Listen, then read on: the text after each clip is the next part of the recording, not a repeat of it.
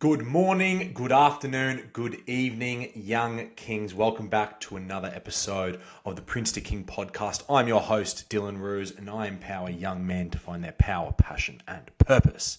Today, we are talking about redefining success for you young kings. Okay? It's a crazy world out there. And I know from a personal experience how difficult it is when you look out into the world and you're trying to define yourself, you're trying to define your own value, you're trying to work on yourself, and you're trying to figure out what your values are in how you should or shouldn't be showing up in today's world. So I wanted to go over this because I see a lot of talk in men's spaces around success and defining success in a very specific manner. Make lots of money, have a six pack, get lots of girls. That tends to be the three metrics that we define success as men today. And I want to really redefine this for you all. I want to start to break away at these three things. But I'm going to start by addressing these three things first, and then we'll start to redefine them. So making lots of money, being in shape, having a six pack, and getting lots of girls. On the surface level, these things sound and feel right. They sound and feel great. But Dylan, what's wrong with making lots of money? What's wrong with being in shape? What's wrong with getting lots of girls? Okay? Nothing. There's nothing wrong with the first two. I will argue the third, getting lots of girls. However, you need to have the skill set to talk to girls, date girls, and get yourself into a relationship. You need the skill set. You need to understand the game. You need to understand game in itself and have game yourself. However, you don't want to use those powers for evil. You don't want to use those powers to actually go around, sleep with lots of girls, date lots of women, break lots of hearts. That's not what you want to do. But let's go down each dot point. So making lots of money. This is a great metric for success, especially in today's day and age. We see that money is king for a lot of areas. You know, we see that money can open doors, networking opportunities. Money is a really important thing in today's society. However, I do not want this to become the only metric that you guys use for defining your own self-worth, for defining your success. Okay, to begin to the top 10%, salary-wise, $167,000, 639. Okay, top 1% salary, 788,000. That means 90% of people will not make over $160,000 a year. 90%. So if we are judging our metric for success on the top 10%, and probably some of you are thinking that you'll make $1 million a year and more, which would put you above the top 1%, that means you're making more money than 99% of other people. If that's how we determine our self-worth, if that's what success looks like, 99% of you will never be successful. 99% of you listening to this podcast will never be successful. So whilst getting your finances in order and making good money and working on your purpose and working yourself, these are really great things to do. Do not outsource your self-worth and this definition of success based off of purely financial motives, because 99% of you will never get there, or 90% of you will never get there. What I will do is I will transition after these three dot points into what you can be starting to measure your self-worth on. However, the person that you become as you chase this wealth, or as you build your wealth, or as you work on yourself, that's the important thing. That's the metric of success, right? Is the person that you become along the way. Because I know many, many successful people who make way more than $1 million a year and they're miserable. And I can assure you that's not a successful life. Making lots of money, but being miserable at the end of the day. That's just not it. That's not how we want to define success. I know lots of people who make under 160 a year, but they have great lives. Okay, they're good family men. They've got a great relationship with their kids. They make good money. They take care of their family. They go on a holiday once a year. They live a great life. That, to me, is way more successful than the guy who's miserable and makes $1 million a year. Okay, so we want to work on ourselves, work on our purpose, strive to make good money, strive to make enough money to take care of those around us. However, we can't have unrealistic expectations of what success looks like. Kind of unrealistic expectations and put all that pressure and weight on ourselves. It's not going to help. It's not going to work. Have big goals, have big dreams if that's where you want to be, but also understand it's not the be all and end all of success. Now, the second thing, having the six pack. This is great. Great metric for success. Again, be healthy. Be a healthy man, right? In your physical body. Exercise, eat well, take care of yourself, drink lots of water, get good sleep. Great. Awesome.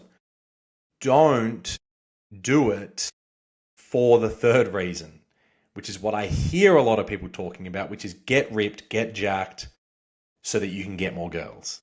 Okay? That is not the definition of success as a man. Definition of success as a man, being fit and healthy to protect those around you. Fit and healthy to protect those around you.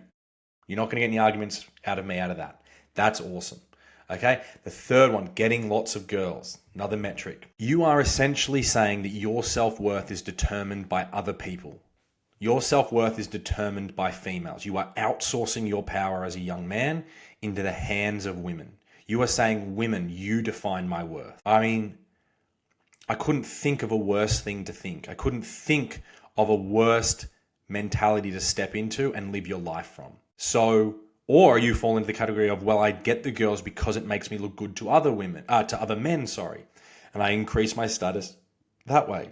You're increasing your status to the wrong people, to little boys. That's who's looking up to you. Real men of value, men of integrity, and that's what I'll transition into now.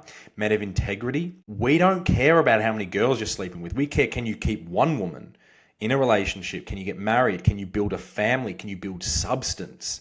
That's what healthy masculinity looks like, all right? Healthy masculinity looks like choosing every day one woman that you love deeply and building something together, building a kingdom together. I say this as a man who looked up to those three things for almost all of my 20s. I do not come from this high horse that says, be like me, I am better than you. No, I've been there. Trust me. I looked up to guys that made lots of money. I looked up to guys who were jacked and got lots of women as a result. I looked up to guys who had a lot of game. Those were people that I looked up to. And then I started to live my life that way. And as someone who has gotten to the end of that pathway, there is nothing but emptiness. There is no gold at the end of the rainbow. There is no reward for your efforts. It is an empty existence, and you end up feeling lonely. You end up feeling like you've betrayed yourself, like you've betrayed your own values, like you've twisted your soul. It is not a good feeling, and the road back is incredibly difficult. So my advice to you is to just never go down that path, to never outsource your power to women, to find that power internally, find your purpose, make good money, get fit and healthy, understand the game and understand women, for sure, understand how to get into a relationship, but know your values, know your worth, know your non-negotiables, and stick to that.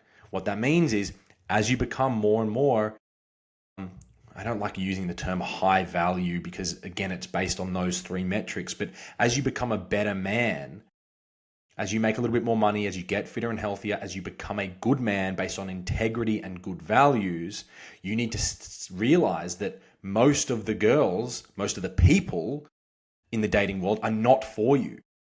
They're unhealthy. They've got their own issues. And as you level up, you want to find someone that's on the same path as you. So you want to find one woman, build something together. Okay? That is the important thing. When I got together with my now ex-partner and we have a child together and we got a great relationship now and absolutely devastated both of us that we couldn't make it work. But when we got together, my business like 5x'd in 12 months. So this idea that women are going to distract you, yes, women will. One good woman will not. One good woman will help you achieve your goals and become successful because they're there supporting you. You're no longer spending all this time and energy chasing girls. You can actually put that into your business, into your purpose, into your life, okay? Into your studies if you're still studying. So how do you define success? Well, define success, I'm going to be a bit contradictory now, but start to define success for yourself and focus on what truly matters to you. Okay? What matters to you? What are your values, right? I've got love, presence, discipline, courage, and honor. They're my 5 highest values. Okay. And then I tell myself every day, I am love. I am present. I am disciplined. I am courageous. I am honorable. I write it in my diary every day. And then I write, I am a leader. I am a warrior. I am a king. Okay. I'm really clear on my values and what I stand for. And that's how I measure success day to day, week to week, month to month, year to year. Am I living in alignment with my values? That's how I define success. Sure, I want to make good money. Sure, I want to be in good shape. Sure, I want to find a future Mrs. Ruse. But I use my values as the metrics for my success. And building out integrity and character is the foundational elements of success, because who you are is more important than a nice watch, okay, than a nice car, than a nice house. Who you are on the inside, that is what's most important. All right. Now we can start to get a little bit more nuanced around masculinity and what it means to be a man. It is really important that as you develop who you are and as you develop your character and integrity, that you see yourself as a servant leader. What that means is you contribute to something greater than yourself, right? Building out a family is an amazing aspect of that, where you start to put other people before you. You start to put your children's needs before you. You start to put your partner's needs before you. Not always, but sometimes, right? You start to sacrifice, that sacrificial leader. If you're not there yet, if you're younger, it's your community, it's your friends, it's your family. How can you contribute to something greater than yourself, right? And that, when you live your life that way, when you develop your character, your integrity, your values, that is where you'll find fulfillment. That is where you'll start to go, man, I'm going to bed and my head hits the pillow and I'm out. I'm at peace. I'm fulfilled, right? Because that's where fulfillment lies, is beyond the money, looks, and status. That's where fulfillment lies. Sure, money solves money problems. Fitness solves fitness problems, right? But outside of those two things, you're still going to be left with all the other problems that money can't fix and your health can't fix. Now, for most of you, those two things will fix a lot of problems, but you're still left with a bunch of other things to deal with that those two things cannot fix. Okay, so that is how we start to redefine success and have these conversations. Challenge your friends. Have conversations with men that you look up to. Ask them. One of the things that I realized early on, but I kind of ignored it quite a lot, was the men in my life who I looked up to, who I really looked up to, who were men of integrity and character, and they had good money. All of them said the same thing. Well, I didn't really start off trying to make money.